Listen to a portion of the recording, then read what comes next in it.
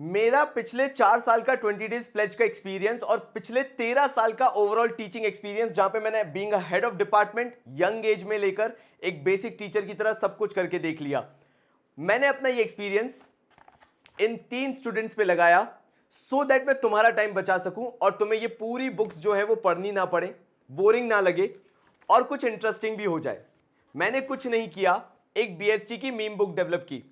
ये पूरी की पूरी टर्म 1 की बुक से तुम 3 घंटे के अंदर अंदर अपना पूरा बिजनेस स्टडीज का टर्म 1 का सिलेबस कंप्लीट कर सकते हो, और वो भी हंसते हंसते, क्योंकि इसके अंदर वो पूरे मीम्स दिए हुए हैं जिससे तुम हर एक चीज रिलेट कर सकते हो। प्लस तुम्हें इससे सारे एमसीक्यूज और असर्शन रीजंस बनेंगे, बिकॉज मैंने वो सारी चीजें पॉडकास्ट में कवर की है, ना कि ये बुक के सहारे बैठा हूं मैं। तो अगर तुम सपोर्ट दिखाना चाहते हो तो जाओ, अमेजन का लिंक मैंने डिस्क्रिप्शन में दिया हुआ है। तुम्हारा टाइम बचेगा, तुम्हें रीड करने की जरूरत नहीं है, तुम्हें सिर्फ बुक खोलनी है, पॉडकास्ट सुनना है और 2-3 घंटे में तुम्हारा पूरा टर्म 1 का सिलेबस कंप्लीट। डिस्क्रिप्शन में लिंक है, सपोर्ट दिखा देना।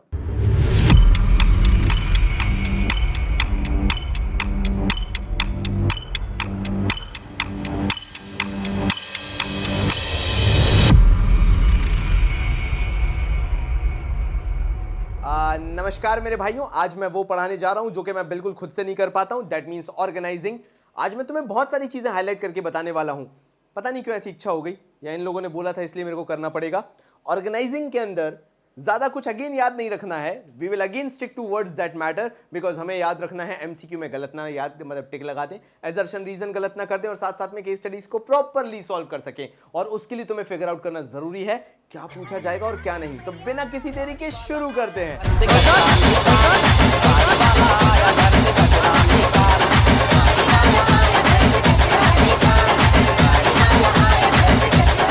ऑर्गेनाइजिंग के अंदर पहले 3 क्राइटेरियाज जो तुम्हें याद रखने हैं, आइडेंटिफाइंग एंड ग्रुपिंग। सबसे पहली चीज करो, जो भी ऑब्जेक्टिव्स हैं तुम्हारे या जो भी टास्क कंप्लीट करने से प्लानिंग हो चुका है, प्लानिंग सब किया जा चुका है। Now all you have to do is identifying and grouping. अब तुम पूछोगे ये क्या होता है?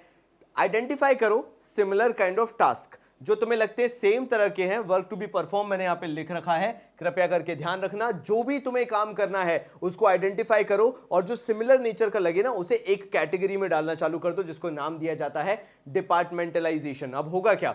फाइनेंस वाले काम फाइनेंस में चले गए, सेल्स वाले काम सेल्स में चले गए, मार्केटिंग वाले काम मार्केटिंग में चले गए, और जो स्टाफिंग वगैरह नहीं करते ह्यूमन रिसोर्स डिपार्टमेंट वाले लोग, वो पूरा का पूरा ह्यूमन रिसोर्स डिपार्टमेंट में चला गया।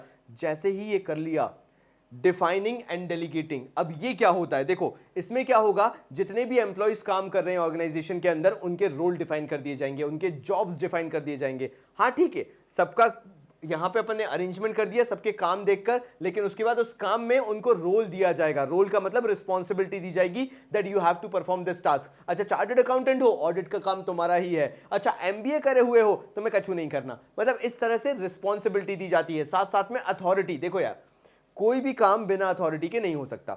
अगर तुम्हारे घर वाले भी तुमसे बोलते हैं कि जा बेटा बाहर से सामान ले आ, तो उन्हें इतनी अथॉरिटी तो देनी पड़ेगी कि तुम्हें वो घर से बाहर निकलने दें, वरना तुम घर से बाहर निकले तुम्हें 2 चांटे पड़ गए तो दिक्कत हो जाएगी। यानी सिंपल सी बात है, with responsibility comes authority, and दोनों पैरिटी में चलते हैं, दोनों इक्वल होने चाहिए। जितनी रिस्पॉन्सिबिलिटी दी है उतनी अथॉरिटी भी देना जरूरी है। बोला जा बेटा रिश्तेदारों को ट्रेन पे छोड़ा, मतलब स्टेशन पे छोड़ा, तो जब तुम स्टेशन तक छोड़ने जाओगे तो घर वालों को तुम्हें गाड़ी भी देनी पड़ेगी या फिर टैक्सी करवानी पड़ेगी। तो रिस्पॉन्सिबिलिटी दी है अगर रिश्तेदारों को छोड़ के आने के लिए, तो या तो टैक्सी के लिए पैसा दें या गाड़ी की चाबी दें, यानी उतनी अथॉरिटी देना भी जरूरी है। सो यहां पे जब बोला गया डिफाइनिंग एंड डेलीगेटिंग, इसका मतलब है डिफाइन करो क्या रोल है, उसके साथ साथ डेलीगेट भी करो काम, जो भी वो सामने वाले को करना है वो भी बता दो। Next comes is establishing reporting relationships या एस्टैब्लिशिंग रिलेशन।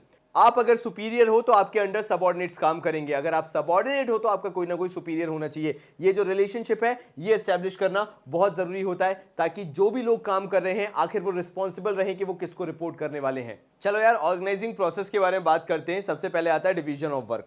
ऑर्गेनाइजिंग प्रोसेस शुरू हो जाता है वर्क को डिवाइड करने से। बहुत सारे टास्क परफॉर्म करने को होते हैं। अब यार हर टास्क को एक ही इंसान परफॉर्म नहीं कर सकता। फाइनेंस का काम है तो फाइनेंस में भी वैरायटी ऑफ वर्क होता है, सेल्स का काम है वैरायटी ऑफ वर्क होगा, इवन प्रोडक्शन जैसे काम में भी बहुत सारे लोग लगते हैं। ये तुमने मैनेजमेंट चैप्टर में पढ़ रखा है। तो यार अगर हम वर्क को डिवाइड नहीं करेंगे तो शायद काम प्रॉपरली परफॉर्म ही नहीं हो पाए, यानी division of work. Work is divided into smaller units, वो टास्क में डिवाइड कर दिया जाता है और वहां पे कोई भी डुप्लीकेशन नहीं होता काम का। प्लस यहां पे जो नो बर्डन है इसका मतलब है there will not be any extra burden on subordinates working towards a single job. जो भी वो सिंगल काम करें उसके ऊपर उनका एक्स्ट्रा बर्डन नहीं होगा। कम्स डिपार्टमेंटलाइजेशन, यहां पे सिमिलर काइंड ऑफ टास्क को एक तरह से ग्रुप कर दिया जाता है, उसको डिपार्टमेंटलाइजेशन कहते हैं। Grouping together similar and related jobs, जब आप सिमिलर काइंड ऑफ जॉब्स को इकट्ठा कर देते हो तो उसे डिपार्टमेंटलाइजेशन कहते हैं। अब डिपार्टमेंटलाइजेशन दो तरीके से हो सकता है। देखो यार, जो बड़ी बड़ी फर्म्स होती हैं डिफरेंट डिफरेंट प्रोडक्ट्स में डील करती हैं, जैसे एप्पल है, मोबाइल डिवीजन अलग उनकी है, आईपैड डिवीजन अलग उनकी है, जो चिपसेट मैन्युफैक्चरिंग है वो बिल्कुल अलग है उनकी, मैकबुक की डिवीजन उनकी अलग है, जो ये ऑडियो वगैरह है, एयरपॉड्स वगैरह हो गए, ये एयरपॉड्स प्रो वगैरह हो गए, इनकी डिवीजन अलग है।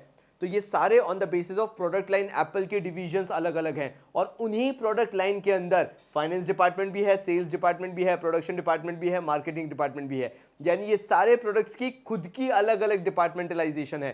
तो जब आप प्रोडक्ट के बेसिस पे करते हो, जैसा मैंने अभी बताया आईपैड, मोबाइल फोन और मैकबुक्स उनके जो हो गए, एयरपॉड्स वगैरह जो हो गए, ये जो प्रोडक्ट लाइन बेसिस पे होता है इसको कहा जाता है डिविजनल स्ट्रक्चर। और इन डिविजनल स्ट्रक्चर के अंदर जो on the basis of task होता है, जैसे finance, marketing, sales, production, human resource department, finance department, ये सारे जो डिपार्टमेंट होते हैं ये फंक्शनल डिपार्टमेंट होते हैं, बिकॉज ये डिवीजन हो जाता है on the basis of function. तो divisional structure on the basis of product line और on the basis of functions जो होता है मार्केटिंग, सेल्स, ये सारी चीजें जो ये कहलाता है फंक्शनल डिपार्टमेंटेशन। अच्छा देखो, डिवीजन ऑफ वर्क हो गया, सबसे पहले वर्क को डिवाइड किया स्मॉलर यूनिट्स में, फिर उनको डिपार्टमेंटलाइजेशन भी कर दिया, सिमिलर काइंड ऑफ जॉब्स को एक एक डिपार्टमेंट में डालना चालू कर दिया। अब क्या होगा, अब उन डिपार्टमेंट्स के अंदर ड्यूटीज असाइन होंगी। ठीक है यार, तुमने चार्टर्ड अकाउंटेंसी का कोर्स किया है, तुमने कंपनी सेक्रेटरीज का किया है, तो तुम्हारा कोई स्पेसिफिक जॉब भी तो होना चाहिए ना करने के लिए। ठीक है, तुम्हें सब कुछ आता है, बट उसमें से करोगे क्या? That is what assignment of duties is. Work of different jobs positions ये एलोकेट किया जाता है मेरे भाइयों। हर एक एम्प्लॉय को उनका काम एलोकेट कर दिया जाता है, that this is the task that you need to perform. Establishing reporting relationship, मतलब कहीं भी आ जाए ना, बस ये लिख देना मेरे भाइयों, मैं बता रहा हूं फुल मार्क्स है, लिख देना इन द सेंस एमसीक्यू अगर पूछा जाता है, reporting relationship is all about superior subordinate relation जो एस्टैब्लिश करना जरूरी है। You are working under this person, you are the manager, you have to manage this particular team जिसमें 8 से 10 से 12 सबऑर्डिनेट हैं। ये रिलेशनशिप एस्टैब्लिश करना बहुत ज्यादा जरूरी होता है when we talk about organizing process. अच्छा, यहां तक तो ठीक है, बट अगर कोई तुमसे पूछ ले, चलो एक काम करो, इंपॉर्टेंस बताओ यार, जरा समझाना चालू करो, ऑर्गेनाइजिंग जरूरी क्यों है? मेरा सबसे पहला आंसर होगा स्पेशलाइजेशन। अब स्पेशलाइजेशन क्या होता है? देखो यार, अगर आपने किसी एक बंदे को मार्केटिंग डिपार्टमेंट में डाल दिया and that particular person is passionate about marketing, वो जब दिन भर मार्केटिंग ही मार्केटिंग करेगा तो उसका वो काम उसे स्पेशलाइजेशन की तरफ ले जाएगा, because one single job he is doing again and again and again over the period of time। तो इससे उसको स्पेशलाइजेशन मिलने लगेगा, स्पेशलाइजेशन मिलने लगेगा। Then comes clarity in working relationship. देखो यार, clarifying the limits of authority and responsibility of each job, यहां पर आपको वर्क क्लियरिटी है, यहां पे आप अपना जॉब जानते हो, दैट मींस अपनी रिस्पॉन्सिबिलिटी जानते हो, उसके साथ साथ आप ये भी जानते हो कि आपकी कितनी अथॉरिटी है। तो आप कभी भी बियॉन्ड द लिमिट्स नहीं जाओगे, या आप अपने काम से ज्यादा करके नहीं दोगे, because it won't make any sense कि आप कर ही क्यों रहे हो। तो ये क्लियरिटी वर्किंग रिलेशनशिप में तब आ पाती है जब डिपार्टमेंटलाइजेशन हो चुका हो, वर्क डिवाइड हो चुका हो, आपकी ड्यूटीज असाइन हो गई हो, और आप जानते हो कि you are an expert and according to that you have to perform a specific job. 10 काम नहीं करने हैं, जो रिस्पॉन्सिबिलिटी दी गई है उसके अकॉर्डिंग जितनी अथॉरिटी दी गई है बस उतना ही काम करना है। अच्छा, इससे एक और फायदा होता है, इफेक्टिव एडमिनिस्ट्रेशन। जब आपने डिपार्टमेंटलाइजेशन कर दिया, आपके सारे डिपार्टमेंट्स अलग बन चुके हैं। अब आप सेल्स का इंडिविजुअल परफॉर्मेंस निकाल सकते हो, मार्केटिंग का इंडिविजुअल परफॉर्मेंस, फाइनेंस का, ह्यूमन रिसोर्स डिपार्टमेंट का, इन सब का इंडिविजुअल परफॉर्मेंस आपको पता चल सकता है, क्योंकि ये इंडिविजुअली काम कर रहे हैं। बिकॉज क्लियर डिस्क्रिप्शन जॉब है और उनसे रिलेटेड ड्यूटीज बहुत क्लियरली डिफाइन कर दी गई है, वर्क प्रॉपरली एग्जीक्यूट होता है, प्रॉपर एग्जीक्यूशन ऑफ वर्क। इसका सिंपल मीनिंग ये है कि आपके लिए बीइंग अ बिजनेस या बीइंग द मैनेजमेंट ये बहुत आसान हो जाता है टू पॉइंट आउट किसको क्या टास्क दिया था और वो कितने इफेक्टिवली उसको परफॉर्म कर रहे हैं। And finally optimum utilization of resources, तो मुझे भी नहीं लगता तुम्हें समझाने की जरूरत है, क्योंकि आपने जॉब्स प्रॉपरली असाइन किए हैं, लोगों के रोल डिफाइंड है एम्प्लॉइज को, तो वो जानते हैं कि उन्हें क्या टास्क कितने कम टाइम में निपटाना है और कितने इफेक्टिवली एफिशिएंटली निपटाना है। तो मुझे नहीं लगता कि कहीं भी वेस्टेज ऑफ रिसोर्सेज होगा, because everything is defined under organizing. अब एडेप्शन टू चेंजेस जो है ना, ये तुम्हें मेरे ख्याल से मुझे लगता है एमसीक्यू का बहुत बड़ा पार्ट बनने वाला है। एडेप्शन टू चेंजेस का मतलब समझो, होगा क्या, आपके अलग अलग डिपार्टमेंटलाइजेशंस हो ही चुके हैं, अलग अलग डिपार्टमेंट्स बनी चुके हैं। अब ये समझो कि जब किसी बिजनेस के अंदर कोई चेंज आता है, क्योंकि बिजनेस एनवायरनमेंट बहुत डायनामिक है, चेंजेस आते रहते हैं, तो दैट डजंट मीन कि सारे डिपार्टमेंट्स में इकट्ठा चेंज आएगा। जो चेंजेस आएंगे वो कुछ स्पेसिफिक डिपार्टमेंट्स के ही होंगे। एंड यहां पे भी वही बोला गया, अगर आपका प्रॉपरली डिजाइंड ऑर्गेनाइजेशनल स्ट्रक्चर है, सुनो गलती करोगे मैं पहले ही बता रहा हूं, डिपार्टमेंटलाइजेशन के कारण डिफरेंट डिपार्टमेंट्स होते हैं और जो चेंज आता है वो फाइनेंस, मार्केटिंग, सेल्स, प्रोडक्शन, इनमें से किसी एक ही डिपार्टमेंट में एक बार में चेंज आता है। अगर मार्केट कंडीशंस की बात करें तो मे बी आपको मार्केटिंग टेक्निक चेंज करने की जरूरत है, मे बी आपको सेल्स चेंज करने की जरूरत है, मे बी प्रोडक्शन में कुछ चेंज लाने की जरूरत है। So there will not be a situation जहां सब कुछ चेंज करने की जरूरत पड़ेगी। तो because you have an organizational structure, there will always be flexibility. आपको पता रहेगा चलो इसी को चेंज करना है, लेट्स डू इट।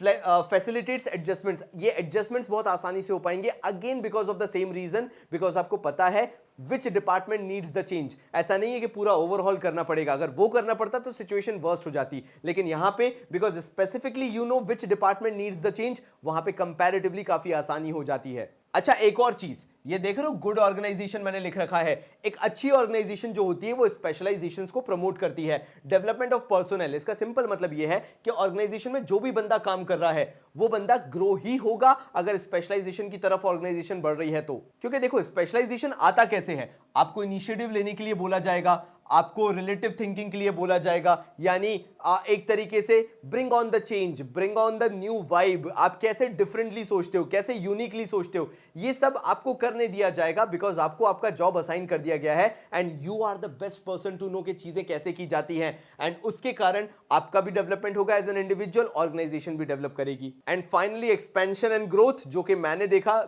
सारी बुक्स ने थोड़ा सा टिपिकली डिफरेंट डिफाइन किया है, बट जो एक कॉमन आंसर है मैं तुम्हें वो बता देता हूं। एक्सपेंशन एंड ग्रोथ सेज, अगर बिजनेस ये डिपार्टमेंटलाइजेशन की राह पे आगे बढ़ता है, you know delegation of authority में बिलीव करता है, अलग अलग लोगों को अलग अलग टास्क देने वाली बात यहां पे इंप्लीमेंट करती है कोई भी ऑर्गेनाइजेशन, तो आगे फ्यूचर ग्रोथ ये कहती है कि अगर आपका एक्सपेंशन और ग्रोथ होगा तो न्यू जॉब अपॉर्चुनिटीज भी आपकी ऑर्गेनाइजेशन में निकलेंगी, न्यू पोजीशन और पोस्ट भी निकलेंगी, और आप और ह्यूमन रिसोर्स को अपने बिजनेस के अंदर लेके आएंगे। ये बात बोलता है एक्सपेंशन एंड ग्रोथ। अधिकतर हम एक्सपेंशन एंड ग्रोथ क्या सोचते हैं कि बिजनेस ग्रो होगा, ऑर्गेनाइजेशन आगे जाएगा, यस वो चीज है, बट उसका ये कॉन्टेक्स्ट डिफरेंट लेके चलते हैं। उनका सीधा कहना है expansion and growth simply means future positions will be more और future jobs will be generated in the organisation, departmentalisation और एक्सपेंड होगा। आई होप तुम बोर नहीं हो रहे होगे। देखो यार, मैं कोशिश कर रहा हूं जितना भी शॉर्ट समराइजेशन दे सकूं वो तुम्हें दूं, और बाकी तो ये नोट्स तुम्हारे पास रहेंगे ही, तुम कभी भी ये वीडियो खोल के अपना रिवीजन कर सकते हो। Let's talk about the organizational structure, जो ऑलरेडी वैसे मैं तुम्हें बता चुका हूं, बट एक बार फिर देख लेते हैं। Framework within which managerial and operating task are perform. एक ऐसा फ्रेमवर्क बनाया जाता है जिसमें मैनेजरियल मतलब मैनेजमेंट से रिलेटेड, या ऑपरेटिंग यानी जो वर्क और एक्टिविटी आपको परफॉर्म करनी है उससे रिलेटेड डिसीजंस लिए जाते हैं। अब देखो यार, जैसे functional structure, all groups and departments are on the basis of specific function. आप जो फंक्शन परफॉर्म करोगे उसके बेसिस पे डिपार्टमेंटलाइजेशन होता है। नाउ ये फंक्शन स्ट्रक्चर आपको कंपैरेटिवली जो मतलब एवरेज लेवल की फर्म्स होती हैं, या मतलब बोलते हैं ना कि एवरेज लेवल ऑफ फंडिंग वाली फर्म्स जो होंगी, या मीडियम स्केल की जो फर्म्स होती हैं, वहां पे आपको देखने को मिलेगा which are basically focusing on just one product line, एक ही प्रोडक्ट पे फोकस करती हैं, वहां आपको फंक्शनल स्ट्रक्चर देखने को मिलेगा। मतलब सूटेबिलिटी में साफ लिख रखा है कि वो लार्ज ऑर्गेनाइजेशन जो वन लाइन ऑफ प्रोडक्ट बनाती है and high degree of functional specialization जो चाहती है, जो ये चाहती है कि उनका हर एक डिपार्टमेंट हो so that they can specifically focus on specific task, वो ये चीज कर सकती है। फंक्शनल डिपार्टमेंटेशन बेसिकली आपको उन्हीं फर्म्स में देखने को मिलेगा जहां सिंगल प्रोडक्ट लाइन है। डिविजनल स्ट्रक्चर कहता है डिवाइडिंग द होल, मतलब जो भी ओवरऑल आपका स्ट्रक्चर है उसको आप कैसे डिवाइड कर रहे हो, according to the major products to be manufactured. बता चुका हूं प्रोडक्ट लाइन के बेसिस पे, एप्पल का मैंने बहुत अच्छा एग्जांपल दिया था। सूटेबिलिटी किसका है, जो कि मल्टीपल प्रोडक्ट लाइन चला रही हैं, जिनके पास बहुत सारे प्रोडक्ट्स हैं मार्केट में सेल आउट करने के लिए, उनके लिए डिविजनल स्ट्रक्चर बहुत सूटेबल माना जाता है। ये वाला टॉपिक चालू कराने से पहले मैं ये बोलना चाहूंगा, कहीं पे भी कोई तुमसे पूछ ले क्या डेलीगेशन कंपलसरी है, तुम बोलोगे हां। डिसेंट्रलाइजेशन ऑप्शनल होता है, डेलीगेशन हमेशा कंपलसरी होगा।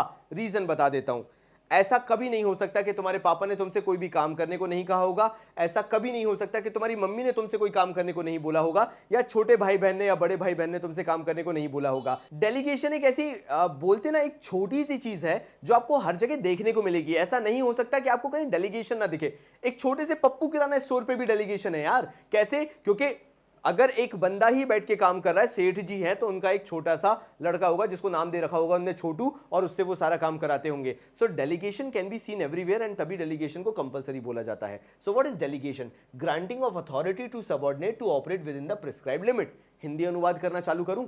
तुम एक जगह पे जॉब कर रहे हो, तुम्हारा सीनियर जो है ना वो क्या करता है, बस मीटिंग्स ही अटेंड करता रहता है, कॉल्स ही अटेंड करता रहता है, और जो उसका डेली का टास्क होता है ना, जो उसको डेली का रूटीन टास्क मिलता है, वो तुम्हें पकड़ा के चला जाता है, क्योंकि तुम तो सबऑर्डिनेट हो और तुम अपने मैनेजर को थोड़ी ना मना करोगे। तो डेलीगेशन एक्चुअल में बोलता है कि करो ऐसा, और क्यों करो? सो दैट मैनेजर ज्यादा इंपॉर्टेंट चीजों पे फोकस कर सके। अरे भैया, तुम्हारे स्कूल की टीचर का ही ले लो, टीचर का काम है क्लास को मॉनिटर करना, बट फिर भी वो क्लास मॉनिटर बना देती हैं। क्यों? ताकि टीचर बाकी चीजों पे फोकस कर सके, पेपर बनाना, अटेंडेंस लेना, और न जाने क्या क्या करना, भगवान जाने मीटिंग्स अटेंड करना।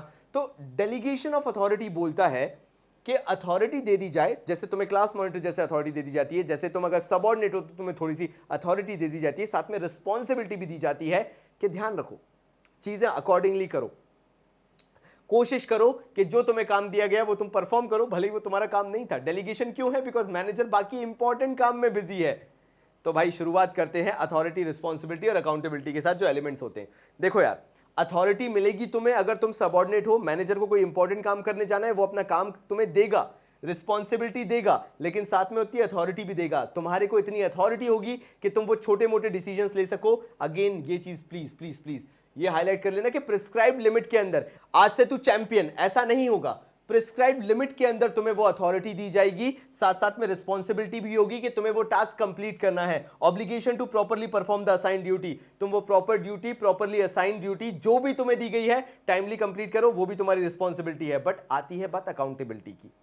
अगर तुम कुछ गड़बड़ कर देते हो, घपला घोटाला कर देते हो, या कहीं पे जो चीज जैसे करनी थी वैसे नहीं होती है, तो वहां पे हाँ तुम अकाउंटेबल रहोगे, बट मेजरली अकाउंटेबल मैनेजर ही रहेगा। जब उसका बॉस चिल्लाना चालू करेगा ना मैनेजर का, तो वो मैनेजर पे चिल्लाएगा, भले ही फिर मैनेजर भड़ास अपनी तुम्हारे ऊपर निकाल ले, बट यहां पे अकाउंटेबिलिटी कभी भी ट्रांसफर नहीं हो सकती, क्योंकि सब जानते हैं वो काम मैनेजर का था। हाँ, उसने तुम्हें डेलीगेट कर दिया, कोई दिक्कत नहीं, तब भी मैनेजर की प्रॉब्लम थी कि सही इंसान को डेलीगेट करो ताकि काम ना बिगड़े, क्योंकि अगर काम बिगड़ा तो आना मैनेजर पे ही है। यहां पे भी वही हुआ, answering of subordinates to the superiors.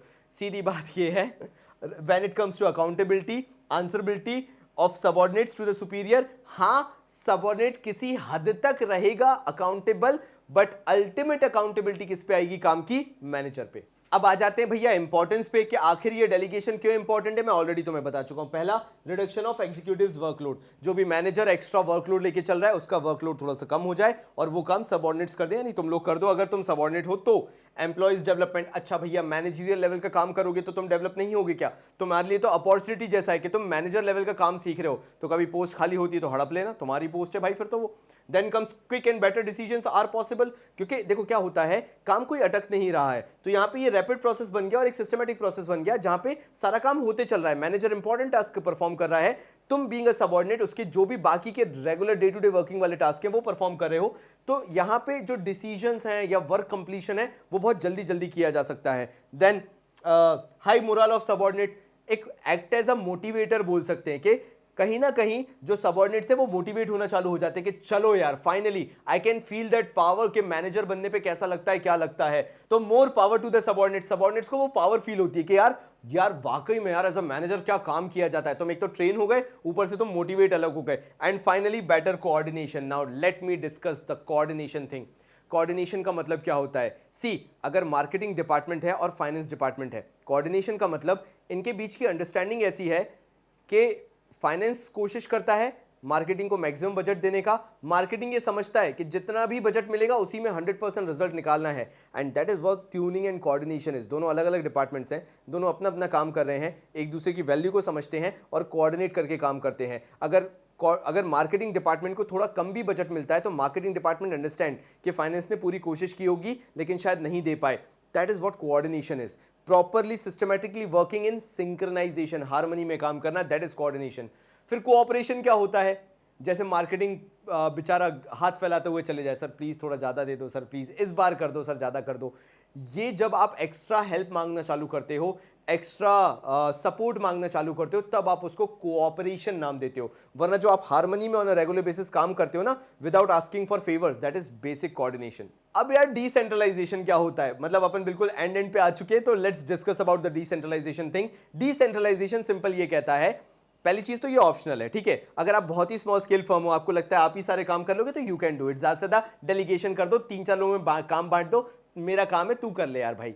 लेकिन डेलीगेशन के बाद जब डिसेंट्रलाइजेशन की बात करना चालू करो ना, तो तुम जितना भी सिस्टमैटिक फ्रेमवर्क देखते हो किसी ऑर्गेनाइजेशन के अंदर, कितनी सारी पोस्ट हैं, पोजीशंस हैं जिस पे लोग काम कर रहे हैं, फाइनेंस मैनेजर है, सेल्स मैनेजर है, मार्केटिंग मैनेजर है, सीईओ है, चीफ फाइनेंस ऑफिसर है, जनरल मैनेजर है, सीनियर मैनेजर है, जूनियर में, भाई कितनी सारी पोजीशंस, ये सब डिसेंट्रलाइजेशन होता है। बिकॉज ये सिस्टमैटिकली कौन करता है, ध्यान दो, टॉप लेवल मैनेजमेंट। डिसेंट्रलाइजेशन के पीछे हाथ होता है टॉप लेवल मैनेजमेंट का, डेलीगेशन के पीछे हाथ होता है मैनेजर का। मैनेजर चुंगी मार लेता है कि मेरा काम जो है वो मैं करवा लूंगा अपने सबऑर्डिनेट से, but when it comes to decentralization ये काम करते हैं टॉप लेवल मैनेजमेंट वाले, यानी dispersal of authority to the decision, to take decision throughout the organization up to the lower level. Lower level तक बना दिए जाते हैं, प्रोडक्शन मैनेजर बना दिया गया, या रूट क्लर्क हो गया, ये सब कौन होते हैं, या रिपेयर क्लर्क हो गया, रिपेयर बॉस हो गया। ये सब क्यों किया जाता है, सो दैट हर लेवल पे डिसीजन लेने के लिए बार बार टॉप लेवल मैनेजमेंट के पास भग के नहीं जाना पड़े।